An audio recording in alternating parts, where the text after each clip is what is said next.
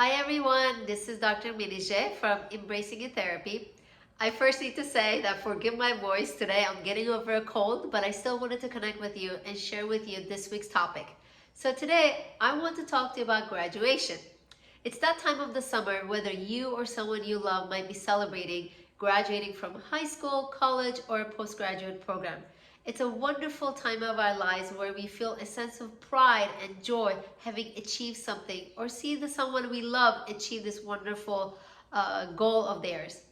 And while this is a beautiful transition, beautiful celebration, it might bring unique mental health challenges that we see with our clients at our individual therapy sessions here in Woodland Hills. So I want to take some time to talk to you about 5 steps you can use to overcome mental health challenges faced by a graduate. But let's first talk about what those mental health challenges might be. As I mentioned, this feels like such a special occasion of our life where it's all about joy, pride, and celebration. So what there might be challenging about it? But there is such thing called postgraduate depression and postgraduate anxiety. Let me explain what that looks like. While we enjoyed our college lives and we're looking forward to the next new chapter of our lives, the transition might also come with some losses. We might be letting go of a place that we lived for the last few years if we are graduating from college. Or we might be, if we're graduating from high school, we might have to find ourselves saying goodbye to really close friends of ours because everybody's going to different colleges. So with this transition comes a lot of losses of our routine, places we lived, and people we come to love, such as friends or professors. And that can bring some postgraduate depression. There's also the idea of having postgraduate anxiety that comes from the uncertainty that's ahead of us. While we may feel very passionate about the degree we pursued in college, there's still a lot of career and identity uncertainty given our current climate. So if you're feeling anxious, nervous, or worried about your future, you're really not alone. And we want to talk about this postgraduate anxiety and depression because we don't want that to be repressed by the joy or the pride of this moment. I know there's a lot of financial stress and financial uncertainty that adds all of these mental health issues. So let me walk you through what those 5 steps may be if you are dealing with mental health challenges specifically by having graduated from high school or college or a postgraduate program. And let's see what you can do to better take care of your mental health. The very first thing you want to do is you want to stay connected.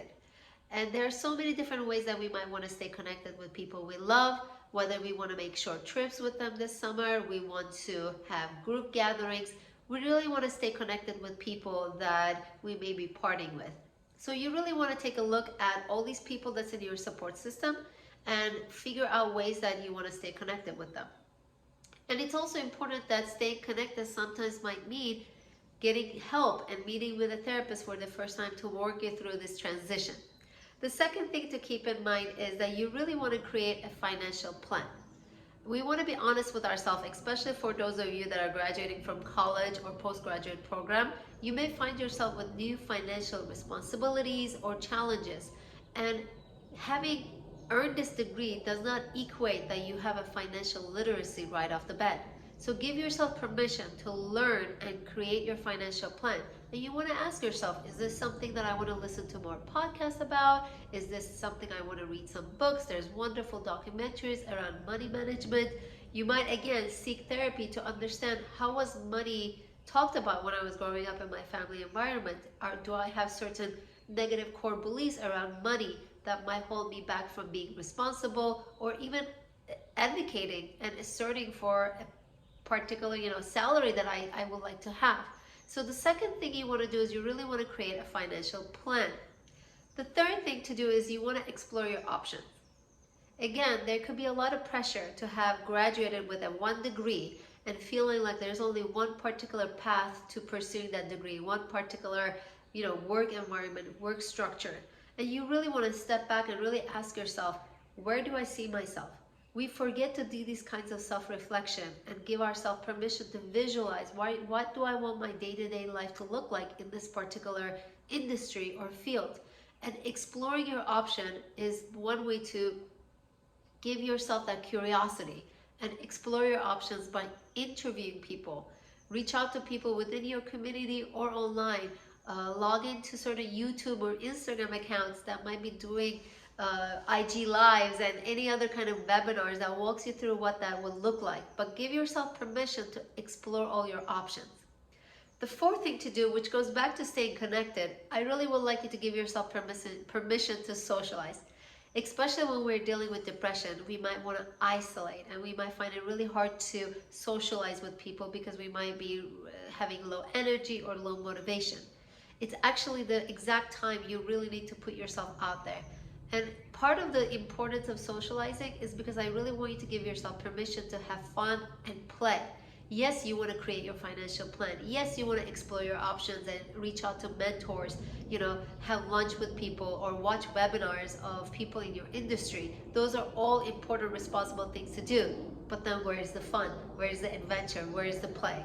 And that's where socialization and giving yourself that social life is part of the steps that I would like you to consider when dealing with your mental health challenges as part of the graduation process. And the final steps to consider is to be realistic. We have to be realistic in where the circumstances are, what is going on in our lives, without necessarily letting go of our dreams. Often being realistic gets misunderstood as settling down or lowering our expectations. But I want you to, again, always remember the dialectical thinking that I love to talk about, which is that two opposite things can coexist. I can have dreams for myself and also be realistic. Because when I'm being realistic with myself, I can also be patient and compassionate if things are taking longer than I hoped for. But sometimes when we're not realistic, then what ends up happening is that we become debilitated by the delays or we become discouraged. So I really want you to consider to be realistic. So these are few of the steps you can consider when you are dealing with mental health challenges that come specifically from this particular life transition of graduating from a high school, college, or postgraduate program. If this resonates with you and this is something that you want to address in therapy, please reach out to us. We offer online or in-person therapy to adults and teens that may have graduated from high school. And if you have any questions, please share below and I will personally respond to them. Thank you very much, and I'll see you in the next episode.